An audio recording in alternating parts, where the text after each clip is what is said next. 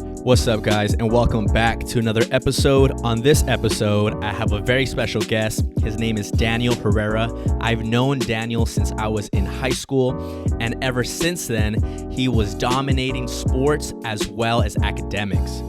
Daniel was the first person to show me that you could be a hybrid and dominate school as well as sports. After he moved on from my high school, he went on to compete and dominate sports at Cerritos College as well as UCLA. After graduating from UCLA, he moved on and became a professional runner for a living. He moved to Louisiana, where he practiced day in and day out to run for Mexico in the upcoming 2020 Olympics. In this podcast, we talk about his competitive upbringing and how that bell still rings today as he pursues his master's degree in biostats at Harvard University. By far, Daniel Herrera is one of the most committed and self-sacrificing person when it comes to achieving goals as well as being a dominator in all aspects of life. Please enjoy the podcast and take note of Daniel's mindset as well as the tips that he gives to staying sharp and dominating his day. Okay, guys, welcome back to another podcast. Today, I got my good friend, old friends. We haven't seen each other in maybe 10 years? Yeah, it's been about 10 years. About 10 years. Daniel Herrera, man, how you doing today? Doing well. Happy to be here. How about you? Yeah, I'm doing fantastic, bro. So I have you on because, I'll admit this right on the back, which was, I think growing up, I was a freshman when you were a senior, and it was you and Tate Harshbarger. Do you remember Tate? You still talk to Tate? Yeah, he actually visited me in Portland when I was there 4 years ago. He's a good dude. Dude, he's a great guy. And I think you and Tate both, when I was young, I kind of admired because you guys were both great athletes and you guys were very good in the scholastic version of education. And I was like, fuck, man, these guys have 4.0 GPAs and they're fucking crushing sports. So I kind of always admired and looked up to that. And talk about that time of your life and how you kind of pursued higher education while also being a badass at sports. Yeah, well, thank you. I'm flattered for all that. And Tate is awesome. Yeah. So I agree 100%. I also looked up and, in a competitive way, was classmates with Tate. So we pushed each other a lot. But yeah, no, I think, growing up, my dad was a big influence on my just overall competitiveness. He was very big on just competing in everything. We would go, we live still, my mom, right outside of Rivera Elementary School. And we would go ahead and get in through the gate and play soccer there after hours, or go and when I was first learning how to skate, or I ran a lap with him around, raced a lap around the school with him, all these things. And it was always competitive. It was always honestly, it was borderline unhealthy. Really? Yeah, because it's not oh, do your best, do your best is a good, soft competitiveness, right. Level that's appropriate, I think. But it was no, win. Win. That was your dad? Yeah, that was my dad. It's a win. That. And everything was very reward incentive. Oh, do well in school, and I'll get you that Pokemon card you want, or we'll go to that place you want to go to, or that thing you want to do. So it was very reward driven. I think I took a lot. That there are worse things that I could have been influenced by. Yes, So yeah, maybe it was a little bit more than appropriate, and maybe something that I actually struggled with later in life. But it was overall really good. Yeah. So you think that competitiveness just went into every aspect of your life? Yeah. It definitely became something that was, more challenging for me in my running later. Why do you say that? Yeah, I think, with running, it was really difficult going from the collegiate to professional post-collegiate environment. Everything's on your own. Everything's when you're in college, or when you're in high school, it's to get to a good school and get a scholarship. Right. Yeah. When you're in college, it's to do really well there, and it's got a prestige, but it's also ingrained in the student athlete lifestyle. And then when you graduate from that, you're just on your own, and it's just then it really hits you that like this is really just about you, and it becomes your identity. Yeah, like, you know? I'm a professional run. Like, this is what I do. Yeah, this is what I do. And like, you know, you make professional running seem like it's luxurious. It's not at all. No. But yeah. So yeah, like, you know, it became really difficult when you're having bad races and you're like, why am I sacrificing so much for this? Or you're having bad seasons or bad years and you're like, why am I like, why don't I just go get a job now? Why don't I just like quit and do something else? Why don't I go back to, you know, this other thing? And I think because I grew up so competitively, it was difficult to deal with those bad seasons and those, you know, that stagnation that just naturally kind of happens sometimes. Damn. Yeah. So you took it kind of hard then, like when you lost, it beat you up a bit or ate you up inside? Yeah, no, definitely. I mean, I would say there were lots of moments in my running career where I was like, would finish a race, cool down, and say to myself, like, why am I doing this still? Yeah. And like, I don't, it also becomes challenging because you don't know if you love it anymore, or if you're just doing it because you feel like you have to. There's so many convoluted emotions, and it's so attached to your identity and all these things that are at play at once. You know, really made that really challenging. There was a time when I was in Mexico actually, and I had the fastest time going into the meet, and it was the national championship, and everyone was just kind of like waiting for me, like, what am I gonna do? What am I gonna do? And they were just like feeding off of me.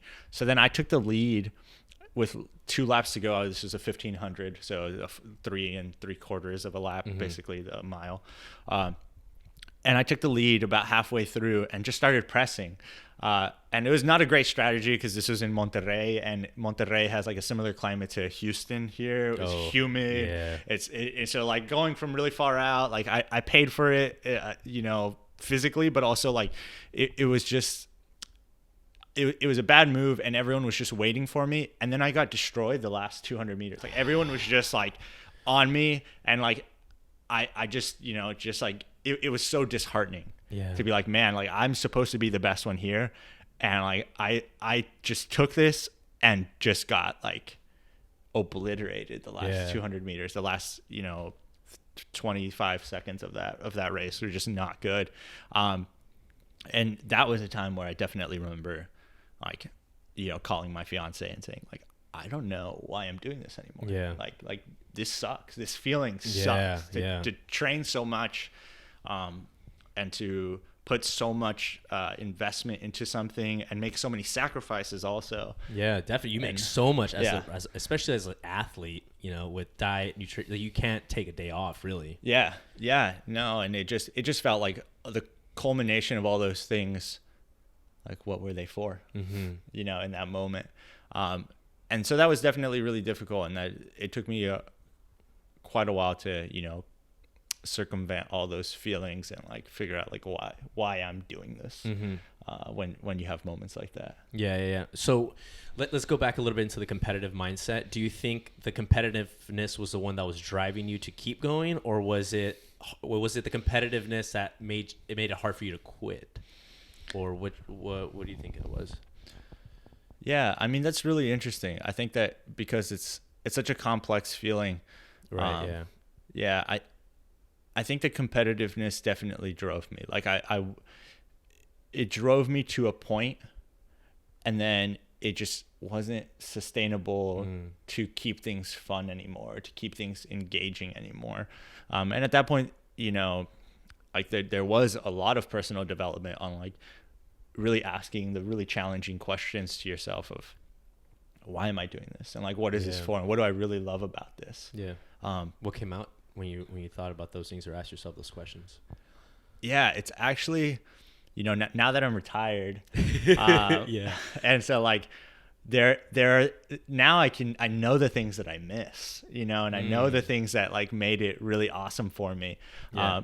And like one of the things that I missed in hindsight is like just the brutal track workouts. Like I loved You miss those? Yeah, that's the only thing I miss. Shut Like the I fuck hate up. I hate the easy runs. I hate the like, you know, like even just like the like going on runs with your friends and stuff for like funsies. Yeah. There's just so much more fun things you can do with your friends Than to go for a than fucking run. Yeah, but like going on the track and just like ripping, like Yeah. all out efforts. Like, you know, there were times.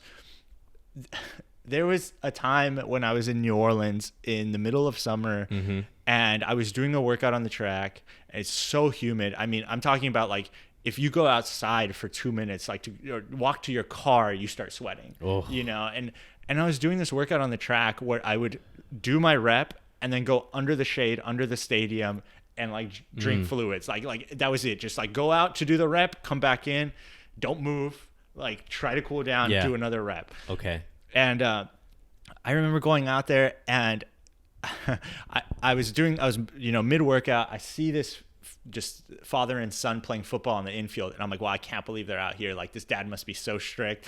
But I'm like, also like, thank God you're here, because like I might pass out here. Like I am glad that someone else is here. Watching. Yeah, because I hopefully won't die because someone will be here. And it's like now, like saying that, I'm like, man, I was a crazy Sadistic person. Yeah. Yeah. I was like, I was a psycho.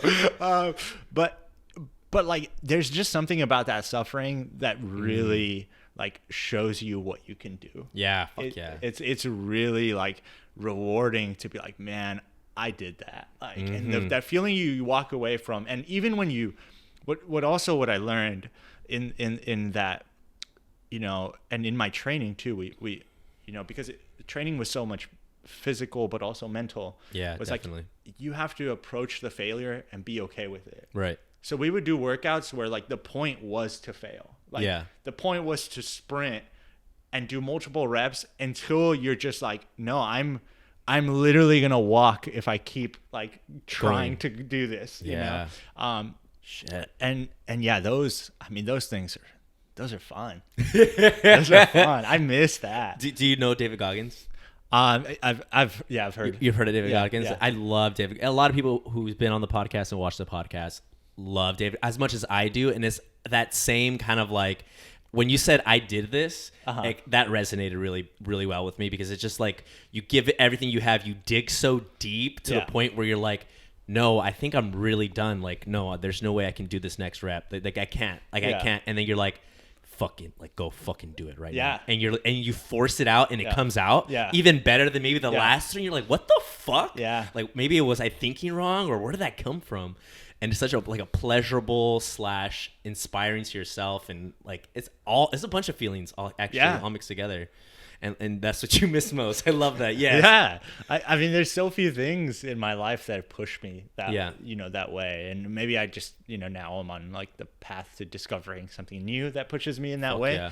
But, yeah, you know, as I'm trying to find that feeling that you're talking about, that just so beautifully complex and feeling that you describe, it's just hard to replicate. Did you transfer that into schooling? Because I did, especially when I was in college. After I graduated high school, I kind of got more mature, and I translated a lot of the things that I learned from, you know, endurance running, which was like, you know, I'm gonna push it for maybe like another 2 miles, but at the 2 mile mark, I'm fucking done. I'm calling it. I'm going home. And then you get to the second, you get that 2 miles in, and you're like, just a little longer. And I would do that when I would study. I would be like, okay, I'm going to read these next 10 pages. Like, all right. And then you get the 10 pages. All right, one more. And by the next thing you know, you're like 50 pages in. Like, did that ever happen with you, or? Yeah. I mean, I think it definitely has. It's definitely translated a lot. Yeah. From like athletics to academics. I think if you ask any of my classmates, I'm definitely like a competitive classmate. Good. Yeah. And it's not like I'm not necessarily being competitive against them. Yeah. Like they're just there. And this is the thing, like when you realize with sport is like the people that were at the race, sure, I wanted to beat them, but they were they were just like tools. You know, they were there to help make me better. You know, and sure, sometimes I got to make them an enemy, or sometimes I have to make them a rival or tell some story about them. But like, they're just tools on the way to me getting better. You know, and so like these classmates, you know, that I have now, like there's a lot of different waves of feelings and like insecurities. You know, being at Harvard and being like, man, these are some of the smartest people I've ever met, and they all seem like they know everything.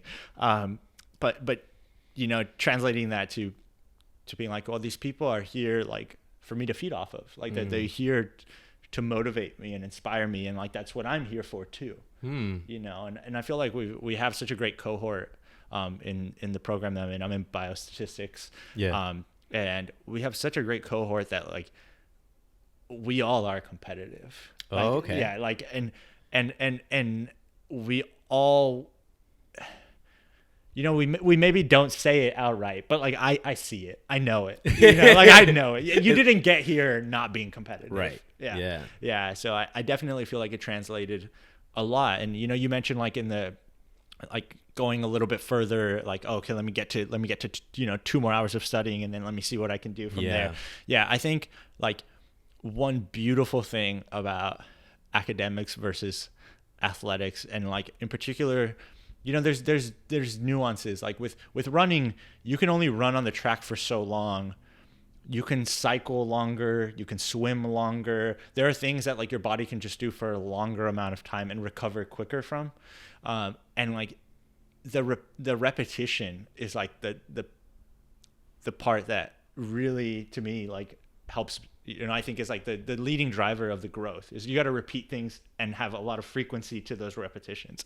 Say that again. Say that one more time. Yeah. You got to repeat things and have a lot of frequency of those repetitions to grow. Got it. Yeah. Yeah. And I think that that's what's been great about academics. It's like, oh, I can just like, if I study a bit now and then study a bit like later and just break it up, like 2 hours, do something for 15 minutes, or like 2 hours, one subject, switch to something else that's like a little bit more low key, and then go back to something that's really, you know, the harder subject. And then, you know, keep doing that and keep repeating it. I'm like, wow, I can get really good at this really quick. Yeah. And that's been really nice about academics as opposed to being an athlete. It's like I can only go to the track so long and so many times. Yeah.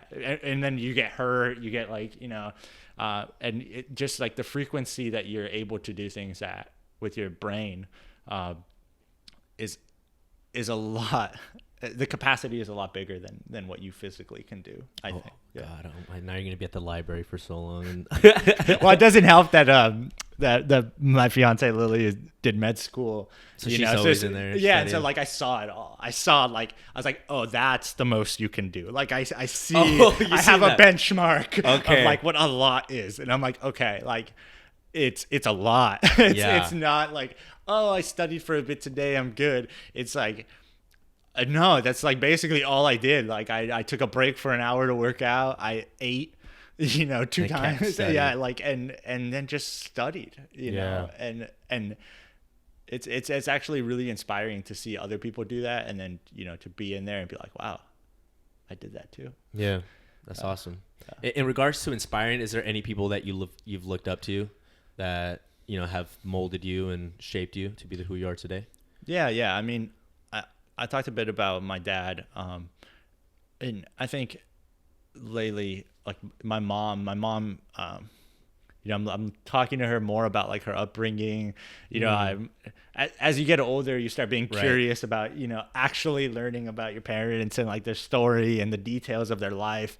And you know, it's just been really awesome to see. Like my mom, you know, didn't work when we were growing up. She was with my dad, and you know, she was just a stay-at-home mom, and then they split up, and she had to, you know, find work, and she was working at a warehouse shoe sale as like a salesperson there, and she did that while I was in high school. And then like all of a sudden, I just remember her saying that she wanted to go to Texas and open up a bakery and do this, and she went and did that. And it was like, I remember when she went and did that, I was like, my mom doesn't like to like drive like on the freeway. Like my mom doesn't like she's scared of like little things, like little changes are like, ooh, I don't know about that. Like, and she went all the way to Texas. Yeah, and she was like, I'm gonna go to Texas and open up a bakery. Like, I'm like, all right, cool, you know. Like, when did she do this? She did this when I was at Cerritos. Okay. And then while I was at UCLA. Whoa. Yeah. Okay. Yeah, and then she maybe about 3-4 years ago moved back. Oh wow. Here. Okay. Yeah. And so, you know, like seeing that, I was like, wow, like she really went for it, and she really did things. And I remember visiting her out there, and I was like, wow, like here it is. Here's the bakery. Like, and you That's like, so weird. Yeah, like you order, you know, like you go pick up stuff from like the equivalent of Costco, and like you supply like, and like here you are. And then seeing her now again. So she moved back. Mm-hmm. She didn't like the little city that she was in Texas. And she was like, I'm gonna start a daycare. And I was like, well, who is this person? Like this person's like, I'm just gonna do things. Like, we'll just see how it goes. And like my mom speaks almost no English. Oh also. Shit. Yeah. Really? Yeah. Oh yeah. wow. So, you know, I'm like, it boggles my mind how like you navigate this world and still like now like the daycare does really well and is doing really well. And she really enjoys it and she has so much fun with it. And I'm just like, wow, like I have no excuses to not try new things, you know, like you're over here, like you don't even speak English well and, you know, enough to get by with just English. And like, you're like, oh, I'm going to just start this business from my house and have a daycare and do, you know, like go across to Texas and do a bakery. And I'm like, all right, like, that is inspiring. Yeah. I'm like, I have no excuses. Yeah. Damn, bro. So your mom and dad had a lot of like imprint on you. Well, I guess mom so later on though, right? Yeah. Dude, that's so awesome. Do you have any younger siblings? Yeah. So I have a sister, and then I have a stepsister. Okay. From my dad's side. You don't have a little brother? No. Damn, that'd have been a great little brother. You would have been running. Or he would have hated me. I'd have been so competitive. Like, I'd been like, I don't like that guy. You know? Yeah. He always beats me at everything. I hate it. Or like he wants me, you know, to be like, oh, you got to be better than me. You got to be better. You know? Like, so it could not have been that great for a little bro. Yeah, for a little bro. It might have been great for me. So out of like everything that you have gone, what is one of like the hardest things you think that you've went through, like either accomplishment wise or just life wise? Yeah, I mean, life wise, I would definitely say like my dad passing away. So my senior year of high school, I actually went to UC Santa Barbara on a like orientation weekend with Ezra from high school. And you know, we went out there, and then I got a message like, hey, like when you come back home, we need to talk, from my mom. And I was like, we need to talk? Like, okay, like what is this? This is kind of weird. Yeah, it is weird. They were split at the time, my mom and dad. But she sent me this message, and I remember telling Ezra like, I don't know what this is all about. You know, this is weird, but whatever. So we get back, and you know, my sister's there, and she looks like she's been crying, and I'm like, what is going on? And like, I remember like my mom trying to like tell my sister like, hey, I think you should like take Ezra home. You know, like it's like, and I was like, oh, I can take him. He's like, I think like she'll just take him. And then she sat me down and told me, and it just like, it was like a 2 or 3 week period of my life where everything was a blur. Really? Everything was just like I was like, I can't believe like I just saw him last week. I can't believe he had also just told me about my stepsister, who, you know, she was just 2 at the time. And you know, all these emotions and feelings of like despair and sadness, and like, you know, I'm at 17, you're definitely old enough to understand it, and I think it just shook like my understanding of like why things happen in the world, you know? Like I was like, I don't get it. Why him? Like this, it can't be true. This isn't true. And yeah, it was really difficult from that point on. Like, trying to figure out my trajectory. You know, I ended up not going to UC Santa Barbara. Right. Stayed at community college with my then girlfriend at the time. And that helped me like have some stability. Yeah. Feel close to home, but really having, that happen at that age where I deeply understood what this meant and what impact this had, and also like,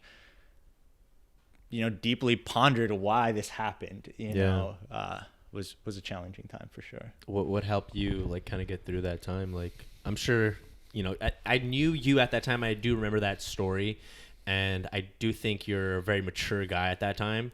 And like, did that help at all? Like, or was it still a really hard blow? Or yeah, I definitely like just dove into running, Oh, really? And yeah, like I remember like Leo coming over, and like I was just like, let's just go for a run. Like, and like that was the only thing I really did. Was just it's run, just like, just go for a run. And it's just like, and sometimes, even afterwards, like a couple weeks later, like there are a couple runs with certain people that I remember, like, and we just talked about it, and I just, would just stop and cry like mid-run, just like, it was just such a heavy moment and feeling, and just like talking openly about it then was so difficult. But yeah, really, I just like immersed myself in running a lot. And, I guess that kind of also, that's what got me out of it. I ended up running at Cerritos. And it was funny because at Cerritos, I had this like chip on my shoulder. I remember someone saying like, "Oh, you don't belong here," which was funny because like it was a compliment. It was like, "Oh, you don't belong in community college. Like you had this like, small scholarship at Santa Barbara," and I was like, it felt weird to be like, yeah, maybe you are right. Like maybe I don't belong here, and then also hear from like like my competitors I would hear stories of like, oh, they're saying that like you're like really old for your age, or like for like making excuses for like because I was doing really well, and so like it was I just like took on that role of like like you're right, I don't belong here, like but like I'm better, like I'm good, I'm really good. And like when we would race, I remember at Mount Sac, we had this like race, this 1500 race, and it was like the first big meet I had done that had Division I athletes in it. Okay.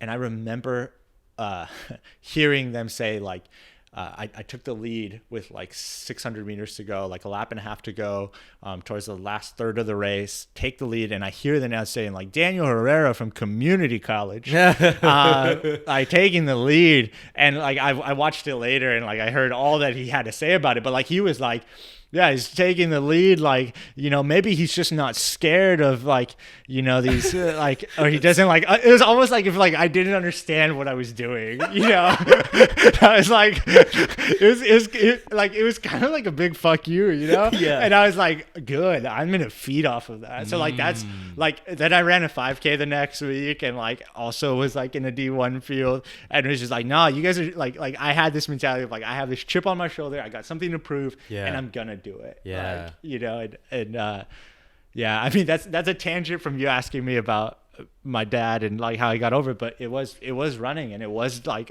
honestly, if there's anything I took away from him, it was like this deep competitive spirit. And that's really what I fell back on. That's what I fell back on.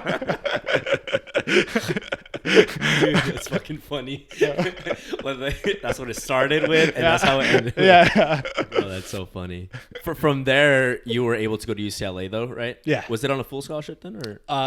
So because I'm poor, financial aid paid for everything. Sweet. Yeah, and so it was fine. And there was like a really interesting moment though my last year where like UCLA just has a ton of money, go figure. And like my last quarter, I didn't go to school But like there was like a setup where I had to like my last 3 quarters, I took like 3 classes, 1 class, 0 classes, and like they paid for my last like 2 quarters. Yeah. Like athletics and like this like side budget that they have or something, that was just like because financial aid wouldn't pay for me anymore because I wasn't a student. Oh. And so like when I was only taking 1 class, I wasn't a full-time student. Right. So they paid for me. And then like when I had 0 classes, I like legit was not a student. So, You're right. So they paid for it. Whoa. But yeah, so that was cool. But other than that, no, getting a full ride is like very challenging. Got it. Yeah. And they're not going to waste it on someone that financial aid's going to pay for. Yeah. So Understood. Yeah, that makes sense. Yeah. Okay, so then you went to Harvard right from the get, or no? Yeah. So I spent 4 years in New Orleans and did competitive running for 2 years in Portland, 4 years in New Orleans, and I actually just finished my first semester at Harvard actually this past fall. Yeah. So I am now in the transition from like this big athletics life career, yeah to now going into academics again and being in a classroom again, and so that's been an interesting it's brought about an interesting set of problems and transitions, but yeah, that was in a big motivator for that was like COVID year. There's like nothing going on. I like wasn't racing, I'm getting older, and I'm like, it was always in my plan to go to a grad school program. Like I just knew I wanted more schooling. I knew like I didn't know as much as I wanted to know about like statistics and the topics I really care about. And it just worked out that Lily's going to be in school forever. So, so I'm like, I have plenty of time. Yeah. So I'll just do that somewhere before you get done. I'll go back to. Yeah. And it just worked out with the pandemic and everything that I was able to, apply and yeah. And then Lily is your fiance, yes. For people who don't know. Yeah. And then let's talk. I love talking about relationships on the podcast just because it's always good to hear people that are into self-development or people who have achieved a lot. Like they usually are the ones who have the best relationships because they have, good communication skills. They're good at like withholding. They have a lot of discipline with their word as well with their actions. How has that worked for you? Like, I know there's a lot of, have you guys done any like reading together? Do you guys like, how do you guys keep that, a healthy relationship? Yeah, I think like, honestly, the thing that keeps it healthy for us is like people say like opposites attract. I feel like maybe opposites can be fun, but like you gotta like align on some core things. Yeah, definitely. And that's what's been great. Is like Lily is very motivated, more than and driven like more than me. So it like the way she approached academics was very similar to the way that I approached athletics when these past few years when she was in med school, and that having just like those big checks, ticked off where you're like, all right, like we both have something that we find like to be very important, that we're very committed to. We have this like life that's outside of each other, we have something that we're working towards and goals, and we can help each other out on them as best we can, but they're for the most part like pretty distinct but related. We just and we want to get a lot better at the things that we care passionately about, and that's made it really great because like when she was in med school, like I think one of the problems that maybe some couples have is like, oh, like they're always busy and they're not going to make time for you when they're in med school. Yeah. And for me, I was like, well, that's fine. I'm like gone every other weekend because I'm racing somewhere, or I'm like training all the time. Yeah. And like I also was working.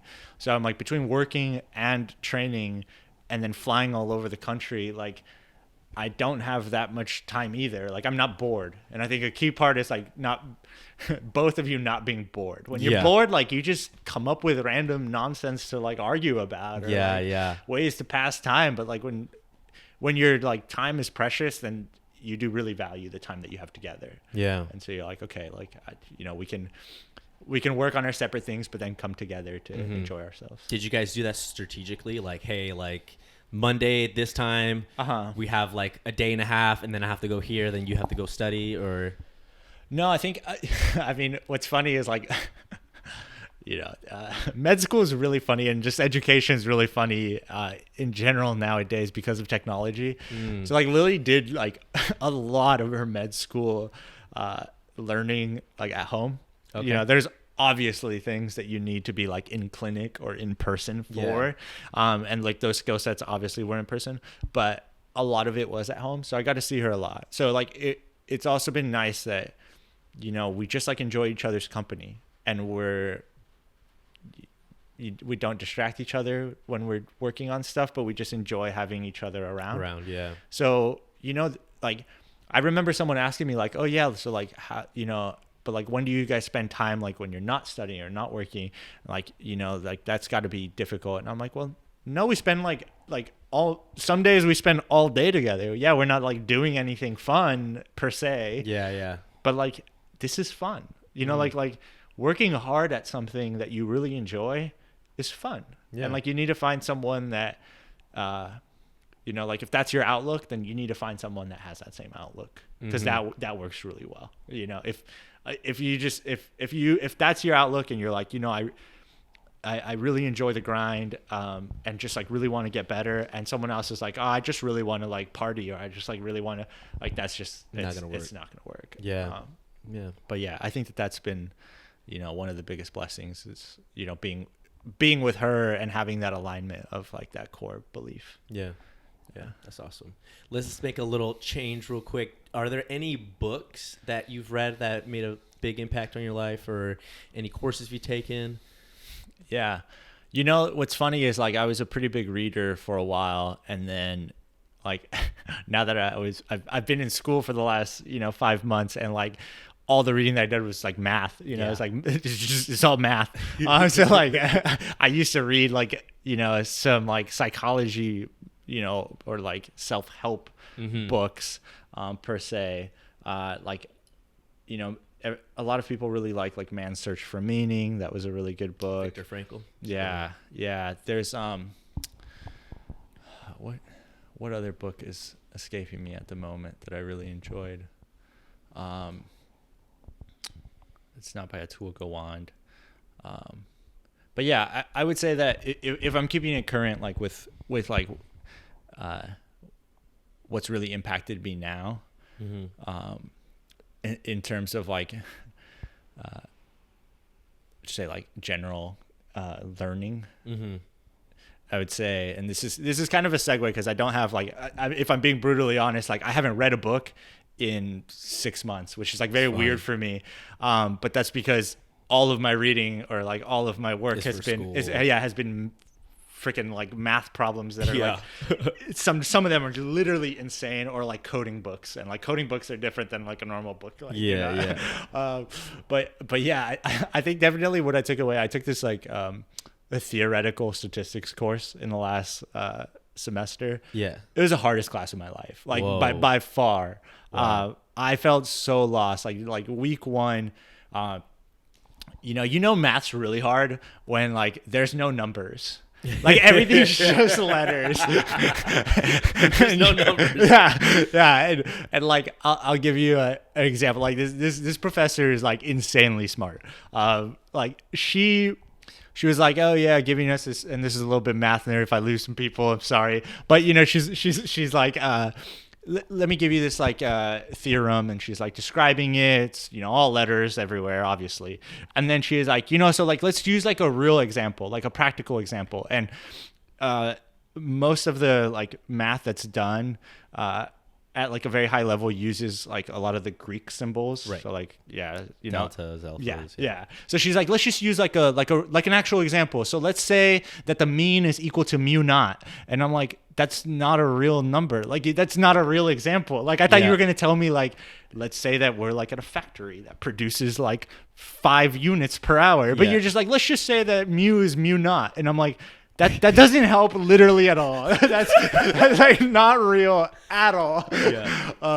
But yeah, that's been what I've been like entrenched in the past few months has been like trying to understand these theoretical statistics, theorems. And it's been really challenging because I remember my first week, I went up to the professor afterwards in office hours. I like emailed her and I was like, hey, can we meet? And I was like, I have no idea like what's going on in this class. Like Whoa. when your lectures are up there, like I can't keep up at all. I'm like lost.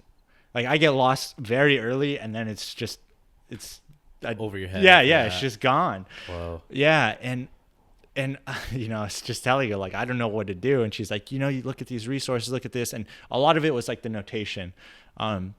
There's just such crazy notation. Everything's a symbol. The symbols mean like 5 words. It's like texting like someone that's, 15 right now. And they just use like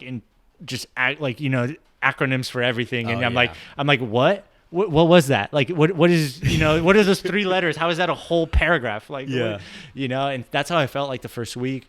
But that was honestly like one of the best experiences. I can't believe I'm saying this because that class wrecked me and it wrecked all of us. Like we were all just like, this is so hard. I hate this class so much. Literally, like we all had group chats where we're like, I hate this. Whoa. And then, we all realized like that was so hard and we put so much into that and it was so rewarding because of that. Like we took our final and granted we were all just like, we walked out of there, we're like, woof, I am so glad that is over with. Yeah. But like our other classes, we took our finals and we're like, all right, cool. And like it doesn't give you that same feeling. I think going back, like really circling back to like the suffering and the hard workouts on the track. Yeah. That's what it was. We suffered so much that when we got through it, we were like, that feels Thank good. God. Yeah. I feel like it's like, yes, and like I, that I can't believe looking back on it now how I feel so positively about that experience. Because during was like the least positive thing going on in my life. Yeah. Like I remember one time. Okay, so we took the midterm, and the midterm was just like your standard like STEM exam that just like crushes people, and you're like, oh yeah, I got like a 30 for sure, on that, and like that's basically what happened. But like now take that with like a bunch of like Harvard students, like. I would not say I'm at the top of like the, totem pole there. But like some of them were like, 4.0s their whole life. Right. Like some of them are like pure math, like applied math, like heavy quantitative math. And we, had this theoretical stats class and they walked out of there like just so distraught, just like what just happened? Like I just failed hard. And like that actually is what happened. We like all failed that class, like really hard. It was so hard. That feeling, really set us up for having a big sense of accomplishment as we like, it was kind of like a gut check. This is a new professor also. So like we didn't know like, how the course kind of worked out. Like, is this normal? Is this not normal? Right. I can't find stuff on the internet about this. Yeah. And yeah, then that gave us like the gut check, like, oh, this is what we're in for. Yeah. Like this is going to be that. Step up, boys. Yeah, exactly. And so that was like, just terrible experience that made for a really like pivotal change in like I think like our academics for so many people. We're like, well, we got wrecked by that. Like we need to, even here, like we need to step it up. Like we thought we had done something already. No, like this is it. Yeah, like keep going. It's gonna it's only gonna get harder. So that was a very rewarding experience to say the least. Yeah, it seems. I like the tone we're setting here because it's kind of like the more you put into something, the more you get out of it, plus that feeling of like, damn, hey, I fucking did that. Yeah. It's funny. I remember when I was at UCLA, my buddy Leo would come over, and like and we've talked about this since, we talk a lot still. And he was he ran with us, cross country and track. And he was like, man, like, you don't do any fun stuff. Because like, he always wanted to like come and like go out and like stuff like that. He's like, you don't do any fun stuff. But then I would go fly to like Wisconsin to run like regionals, or go to like, this meet in, Notre Dame, or this, try to break 4 and like do these things. It's like, that's so cool. And I'm like, okay, well, like, you can't have one without the other, man. Like that's a pipe dream. Like, you're not gonna, you gotta love putting in the work, and you gotta love the work. And I think that's not something that a lot of people figure out early. It's like that's the fun part. Because like the cost of admission, like it really is like the cost of admission has to be so high for something to be really rewarding. So like to go party, I mean, like, what does partying cost? Like $50, $100? Like, you're going to this club, maybe you're flying somewhere, a couple $100s. But like the cost of like really accomplishing something, of like really setting out like a year, 2 years, like 4 years of your med school, life, or like, it's like 9 years to become a surgeon. Like, when you get done with that, that's going to feel real good, and it's like delayed gratification, like amplified. And so I do think that's been like a constant thing that I've discovered and like really,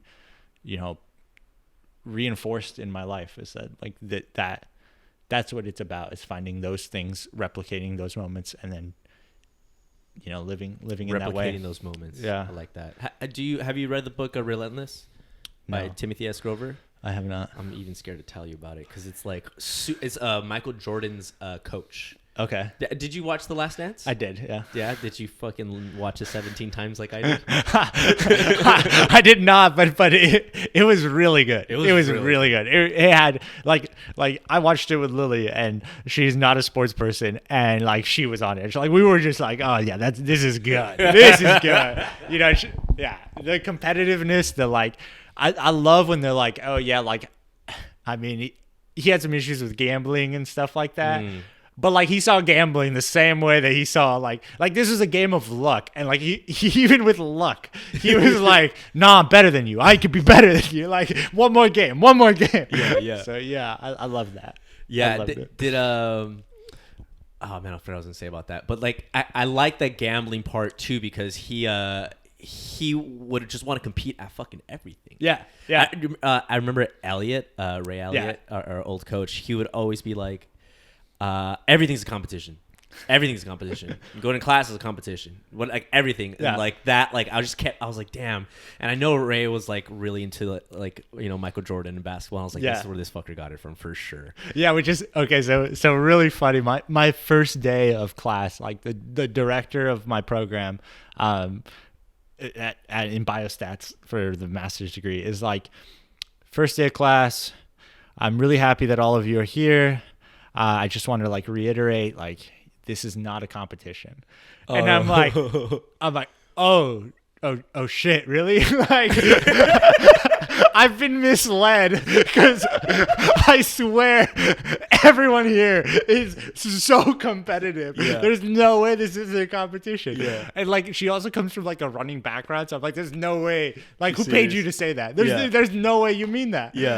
Like maybe it's not. And it's great that it's not like a cutthroat. It's not a zero-sum competition. Got it. It's not at all costs people withholding from other people things, but it is, we are competitive. And I think that's a good balance. That's where you want to be. Yeah, that's funny that she said. Did she mean that, or I don't still don't know? I still doesn't change my outlook on life one bit. Dude, I fucking love that, dude. That's so funny. What are there anything that like tools you use? Like, let's talk about just like physical things. Do you do any like neurotropics? Do you do any like I don't even know, meditation? Do you do any like cold showers? Anything specific to keep you sharp? No, It's actually really interesting. You know, I definitely used to prescribe to when I was running a lot and competing a lot. You know, I was training so much, but I kept things simple, and like more than anything, I think I really stuck to a routine. Like routine has been like the driving force for like getting stuff done. Like make things automatic, because when things are automatic, you just want no friction in things. And so like I will admit that I was not the best at like, you know, all the like prehab and like doing all the like athletic like rolling out and like massages and like all those things. Like I wasn't the best at that, and I actually like really don't prescribe to doing that much. But I also realized that like maybe I was never really hurt. So like maybe I was just like benefited from that. But I also like to think, because like I lifted quite a lot while I was training, that like that helped a lot with like injury prevention. But in terms of like, you know, I'm now at a weird place where I'm transitioning from being an athlete and like, having a lot more routine in like the athletic sense. But like now trying to translate that into academics and like to my professional life. So I would say that, you know, while it's not as jazzy or like as like a, you know, it's escaping me, like it's not as big of a buzzword, you know, like but like keeping a routine has been like really great, you know. Like even now, like every day I'll just like write in my notes, like on iPhone, you know, just like use the notes and just put everything I got to do today, and like the times I'm going to give myself to do them. Oh, so okay. Yeah, and I think the times really help. Like I have an hour and 15 minutes to accomplish this. Yeah. Okay. And like, so to be like, oh, have class from this to this, have 2-hour block, spend like an hour and a half of that block like doing this class, you know, and then also like try to add like little buffers, because I've been really bad at that. Like where it's like I have 2 hours, but like let me give myself like time to get to another class or to like get home or like to do, you know, I don't teleport places. And but like keep things with like time estimates. Like, okay, I have like, you know, I'm going to try to like finish this. It's going to take me about 2 hours. You know, okay, I'm going to try and finish this and like have this list, and I just do it daily. And then the next day or like, you know, as I'm doing them, I delete the things. You do it in the notes? Yeah. I'll just do it in the notes, and then like as I'm accomplishing those things, I'll delete. Oh, sweet. Like okay, that's done. It's like checking it off. Got right? it. But I'll like delete, and then whatever's left over, that's just like priority for the next day. And Sweet. So that stays in the next day. Okay. I'm like, okay, now I know I have to add that in somewhere here. And I think I live my life on a very micro day, hour level. Got it. Versus, I know some classmates that like day 3 of class, they were like, here's all our finals, our exams, our, you know, midterms when the assignments are due. And I'm like, that I'm going to have an anxiety attack looking at that. Like, that seems like a lot. But if I can do it, just like break down my day to day. And I think the other thing is when and if at all possible, make the important things first. You know, like I would always train like at a relatively like in the morning, you know. I'm not a big fan of like I don't wake up like super early. Sleep was like, you know, very critical, so I just like would wake up hopefully whenever. It was just like I didn't have alarms or anything like that. For real? Really? Yeah. Whoa. Yeah, that's actually been really, you know, was that when I was competing, I also like I lived in New Orleans, so there was like a 2-hour time distance from like my job in Portland. I worked remote.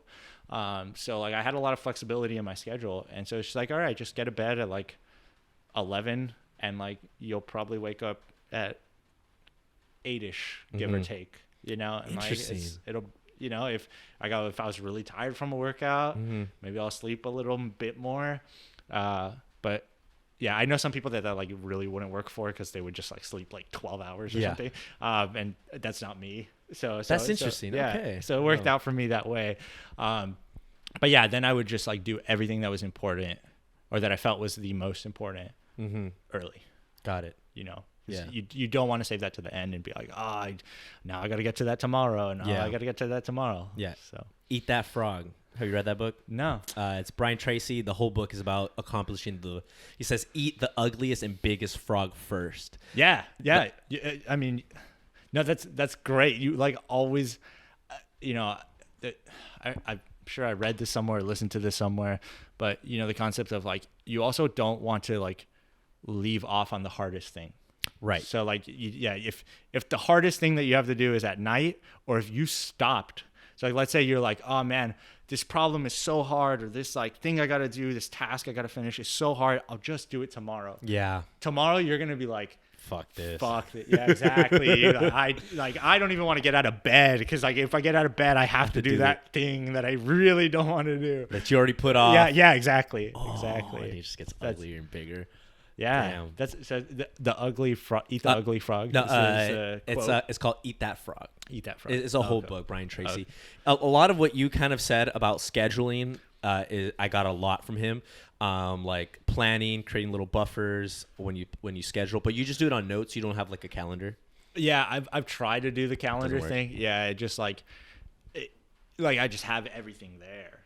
I have all the dates and all the things, and so it gets like really difficult to try to like keep things in the perspective that I work best at, which is like day and hour scheduling. Got it. Yeah. Could you one thing that you did say earlier was make things automatic. Yeah. In regards to routine, could you give some examples like of how you keep things automatic and make it easier for yourself? Yeah, no, definitely. I mean, I think I'll segue later into where I want to go with that. Okay.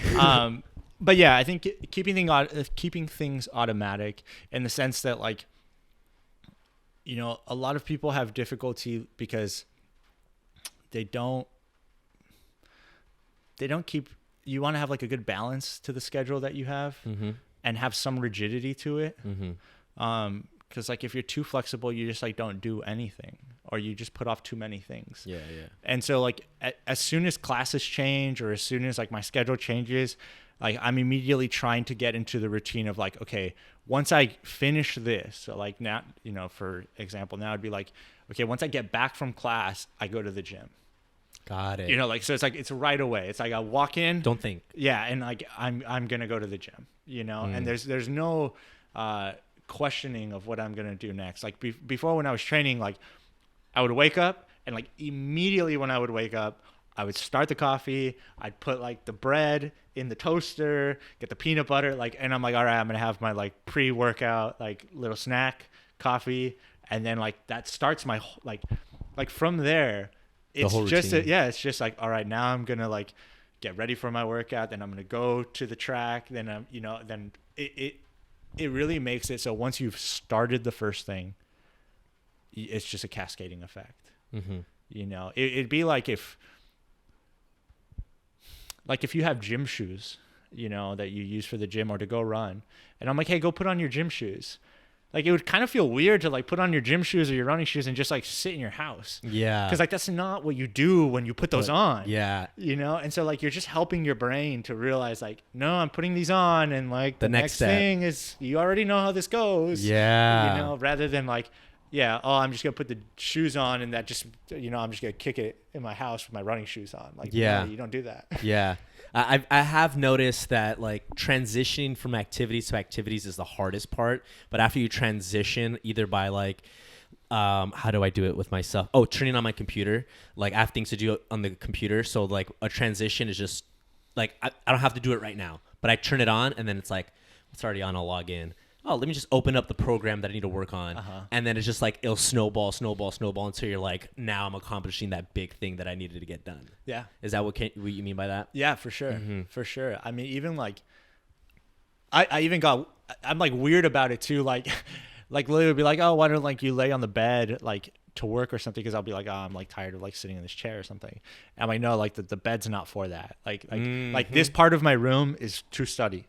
Like that's it. Like I don't study on the couch. The couch is for watching Netflix, like, whatever, and like that's not what. And like the dining table, that's not to study either. Like when I go to certain places, they're for that specific purpose. And like I used to, like at UCLA, always do that. I would go to like the second floor of Ackerman, which anybody that knows anything or knows UCLA, like I would go to the second floor of Ackerman, like And like that's where I would study, or like I would go outside my coach's office Mm-hmm. to be like, I could go chat with my coach for a little bit, and then I'd stand there. And also like low key, like if I'm being really honest, it was a competitive thing. It was a like, all right, like I'm gonna be out here and like everyone's gonna see me working because because like I'm here and I know people are gonna come by here, like the other like athletes and teammates. Yeah. But like this is where I post up, and this is where like I get work done. Yeah. You know, and like people would come by and they'd say hi, but like they knew that like that was my time to like just post up and study. Yeah. And that was my spot to post up and study. Yeah. You know, and yeah, so I feel like That's some Michael Jordan shit right there. I got a lot of things that, you know, I'd love to emulate about him, and some maybe not. Yeah. I love that. I'm gonna have some finishing questions for you. For sure.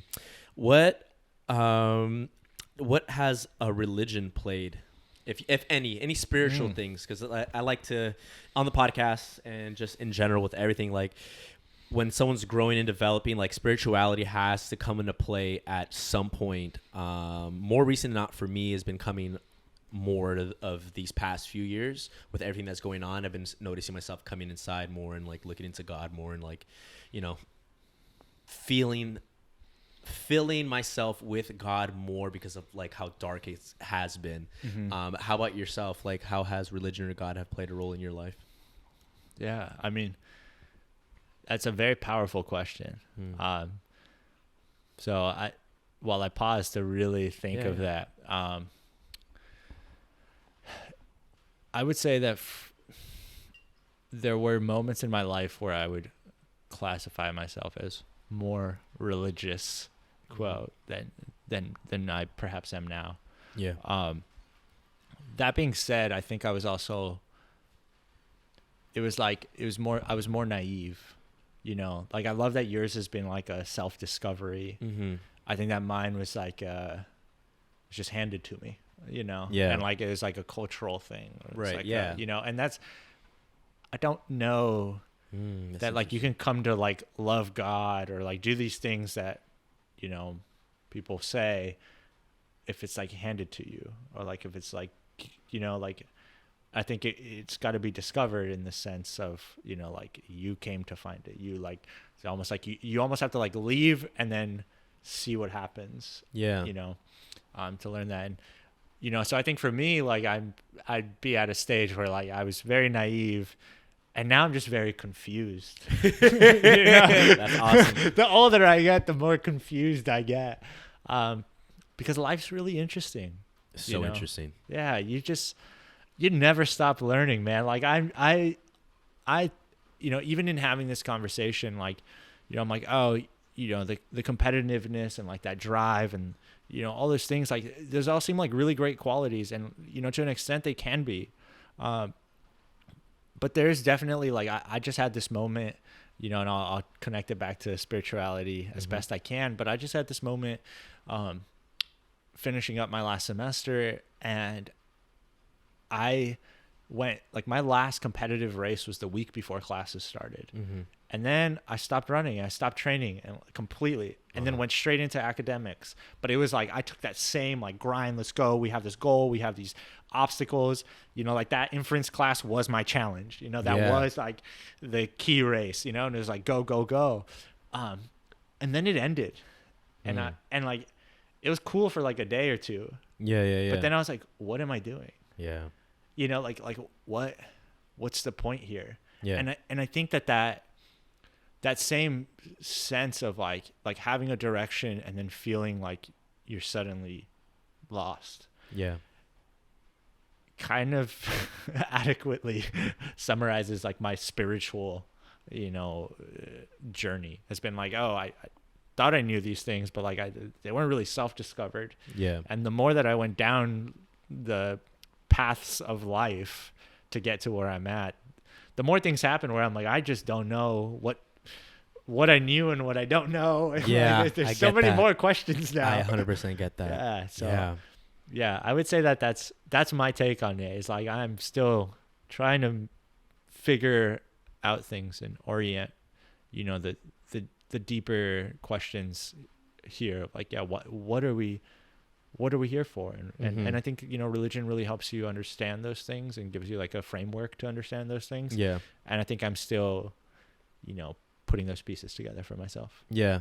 Yeah. The reason why religion has played a bigger role in my life now has been more just because I feel like I can't trust the physical or like what's going on. Like there's always a human incentive, there's always a bias, there's always ignorance, there's always, intended delusion, there's always like these things that I notice, and I study psychology and I kind of understand these things, and like for a while I was confused as fuck, like what is real then at that point? If this isn't real because someone else is like intending for me to buy this product, and like I'm like, what, like who could I trust? And like I felt like a deep like kind of like emptiness, like fuck dude. Yeah. Like, and then I've had like a lot of dope experiences just kind of like meditating and like breathing. Breathing is like one of the best things I do, just like, and then I feel like an overwhelm of like, yo, like don't trip, everything's fine, like trust in this, that everything's good here right now, like all the things that you're playing out are just perspectives, like relax. And it's like, oh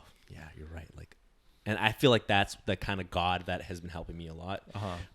And I feel like a lot of people who are struggling also need to have that, like this, not, I don't call God a safety net, but like just when you can't trust anything you see and feel, like be like, yo, take the wheel, because I'm gonna crash this fucking ship. Yeah. No, I think there's, I see where the negativity would come and like the connotation of like calling it a safety net.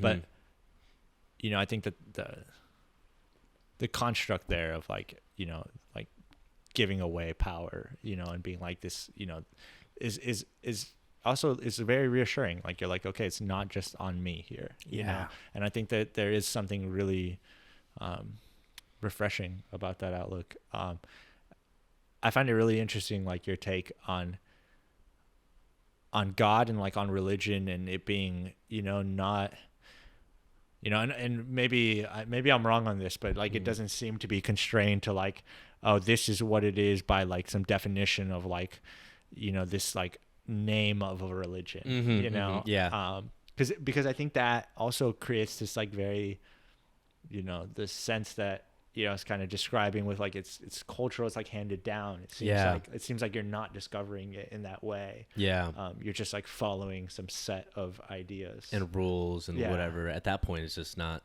it's more of a, it's more of a religion than a spiritual experience. At some point. Like it should be an experience. It should be like a feeling. It should be a a process that isn't clear cut, because like what is clear about that? Anything. Man, fucking religion is and spirituality, it's one of the, like how you said, putting a name on it can cause a lot of problems. What is really cool is like I've also had like a lot of like Jewish friends, and like one of my closer friends as well, he's a Muslim, and he prays the full 7 days, and he comes over and we'll talk about God, but not Allah, not Jesus or anything. It's just like in like this beautiful umbrella of just what is. And I think that's the next step that I feel like we all need to take in like understanding it, like not to be so dogmatic and be more open about the tradition that's been passed on and named, but is an everlasting theme that I think humans are going to experience. No, I think, and I think if nothing else, like there's so much compassion in that. There's so much understanding in that. There's so much, so much of that, like in viewing it in this way that you're describing, I think separates a lot of those boundaries that like we're now seeing with like conflicts between like in groups and out groups. Right. It's like, calling it an umbrella term, but like it's like it's like a unifying term. I like that perspective. In group and out group. Did you study sociology? No, just podcasts and reading. Yeah, Okay. yeah. I did read a lot, but like I swear the last like few months, it's almost like I just brain dumped everything that I had and was like, I need this for survival right now. All that stuff was useful then. It's of no use right now. You're on a different fucking journey. Yeah. Okay, last question. What advice do you have for like young kids, man? Like, a big thing that I'm trying to do here is, influence people to, do the hard things, to live a fulfilling life, to kind of have like that aha, just beautiful experience of like, yo, I fucking did that. Yeah. Like, do you have any advice on like to give to like some young kids or kids my age that are like trying to, strive for more, maybe confused or just, have had a shitty life and don't know what to do or anything?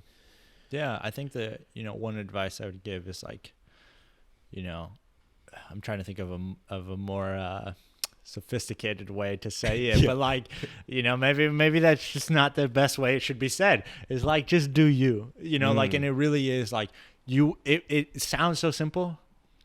It's really hard to do you. Like it sounds like, oh, I just got to be me. It's like, no, but you're even describing like, oh, like what is even real anymore? Like if, I think of this like with social media, like, am I like, are the thoughts that I have my own thoughts, or are they the thoughts I had after spending 1 hour on the explore page of, this feed, Shit. Yeah. And so like, it gets really convoluted to be you and be authentic. And, when we were younger and didn't have the, like, the influence of Twitter in like middle school, high school, like I can't imagine how that's like now, but like we had the very human pressures of like friends, right? Like, oh, that person's cool and like they're doing that, so like that's how I get cool. Like I know that it's hard because we want to feel like we fit in and we want a community and we want a sense of belonging, but sometimes, like, not sometimes, it's like always good to just like, if you don't belong, that's fine, there's somewhere else you will belong. Like, you take your own path and like you'll find people that are like you. Yeah. But molding yourself to be someone that you're not, it's just never the right answer. Yeah.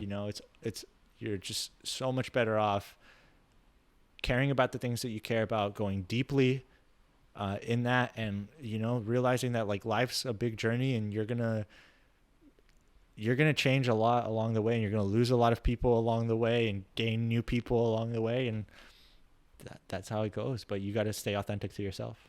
Be authentic to yourself. That's awesome. All right, man. Where can people find you, and what's next for you as well? Let's end off that. Yeah, what's next for me? Well, you still got to finish fucking Harvard. Hopefully they don't kick you out, man. Yeah, dude, I know, right? We'll see. I got 1.5 years to really mess that up. So, yeah, I think next for me is just like really putting the same ambition and passion that I had in athletics and finding that somewhere in academics. And I think that there's a lot of really interesting topics that I'd like to study. But I think it'll be an exploration, and it'll be, what will be interesting is that it'll be a journey that takes a very long time. Yeah. That might even feel like it's forever, you're just like, until you, so, I'd like to see what the next few years bring, like in terms of like finishing up my schooling and then deciding like, what I want for my career. I definitely want to stay like the goal is like a data scientist position. But I think long-term, like I like the business side of things.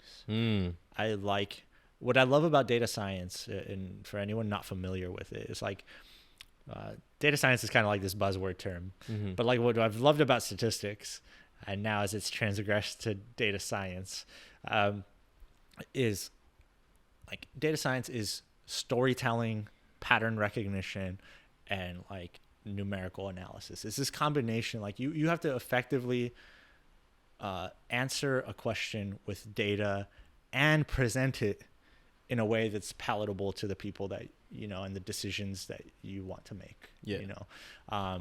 And I'm really drawn to that because I think that there's so much that we can learn from data, and there's so many avenues that we can apply it to, like in our day to day.